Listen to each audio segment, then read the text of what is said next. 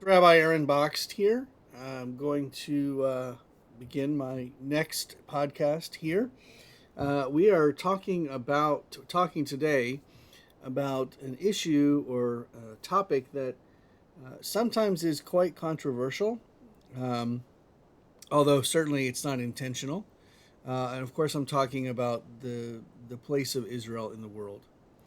Um, I have to admit that as a rabbi, as a Jewish person, I'm always going to err on the side of Israel, whether I'm making a mistake or not.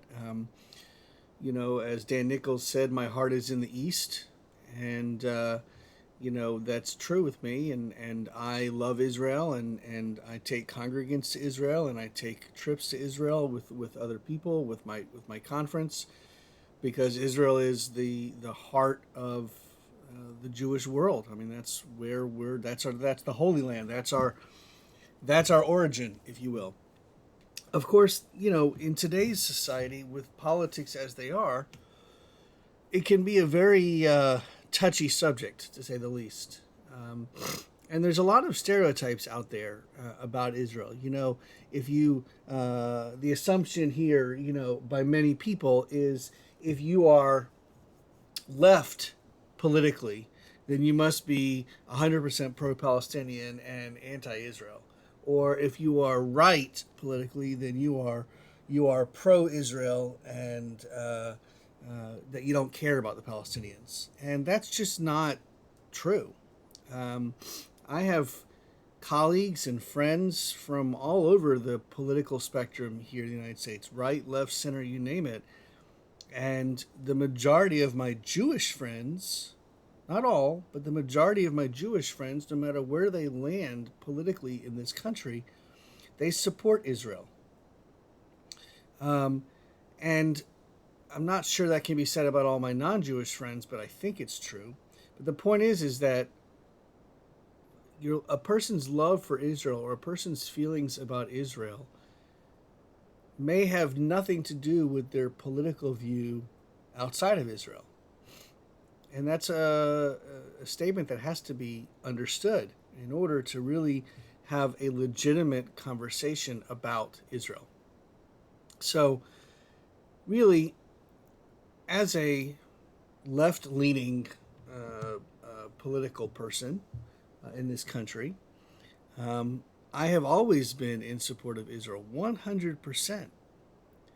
Does that mean that I think that Israel should have every single piece of land from the Jordan River to the Mediterranean Sea, and from you know all the way up north as they can to the Sinai Desert?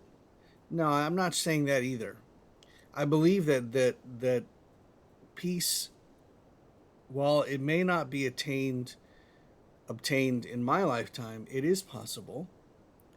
And I think that if you were to sit down with Joe Schmo in Israel, whether they're from the Palestinian side or from the Israeli side, really all that they want is just to live their life and in a peaceful place and teach their children and let their children grow up and be adults in the future and let them have grandchildren and so on and so forth.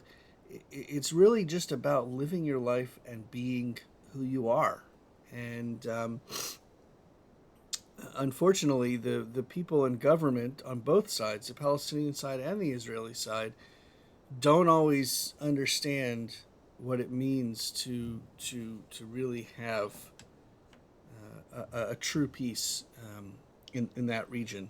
And it's a it's there are so many difficult and challenging nuances to this discussion, to this conversation. It can't really be something that I'm going to say something and all of a sudden you're going to change your mind if you don't agree with me. It's not like that. It's just about sitting down and having a conversation about, look, and there are things that we can agree on 100%, right? Palestinians, Israelis, they're human beings. They deserve to live their lives in safety and security. They deserve to live their lives peacefully. They deserve to live their lives and raise their children and become productive adults in the future. hard stop. And if we can't agree on that statement alone, then there really is no further we can go.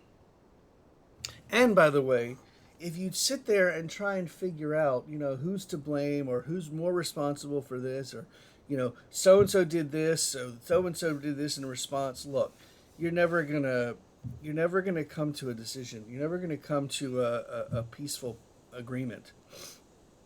The Israelis and the Palestinians have made mistakes, both sides, from the beginning.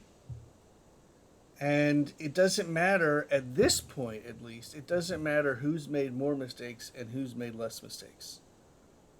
The ultimate truth is you will never see in print or hear an Israeli person saying the destruction of the Palestinian people is our goal. That'll never happen. The goal is for Israel to live in peace with its neighbors. But if you look at the charter for Hamas, and if you look at what is said outwardly on the extremist side of the Palestinians, the destruction of Israel, pushing all the Jews to the sea, this is their battle cry, their rally cry. Those extremists on both sides. And by the way, I want to just take a step back and say, yes, there are plenty, I shouldn't say plenty, there are Israelis, even some in the government currently, who would want to get rid of all the Palestinians, however that were to happen. But there are extremists on both sides of the table. And those extremists have to be pushed out of the way so that the people who actually are thinking logically, who want to live peacefully, can come to the table and actually make the decision.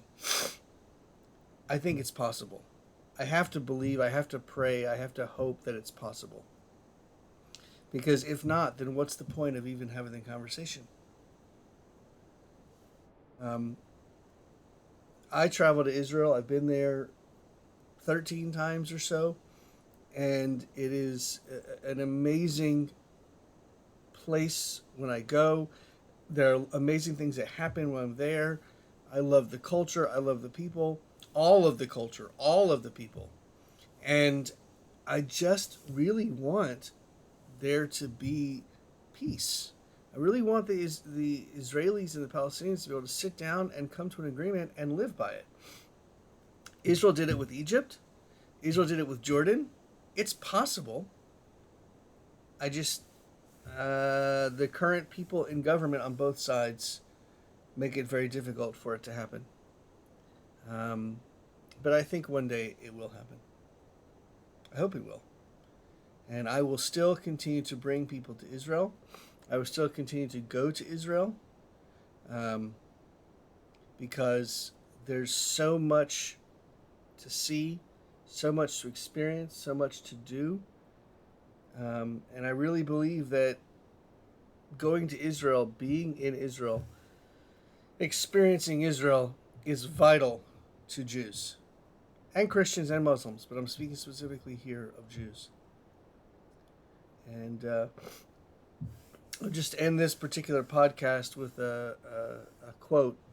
I believe it was Golda Meir who said, if the Palestinians drop, I think she said Arabs because this was way back, but let's just change Arabs to Palestinians. If the Palestinians would drop their weapons, tomorrow there would be peace. If the Israelis drop their weapons, tomorrow there would be no Israel. See you next week.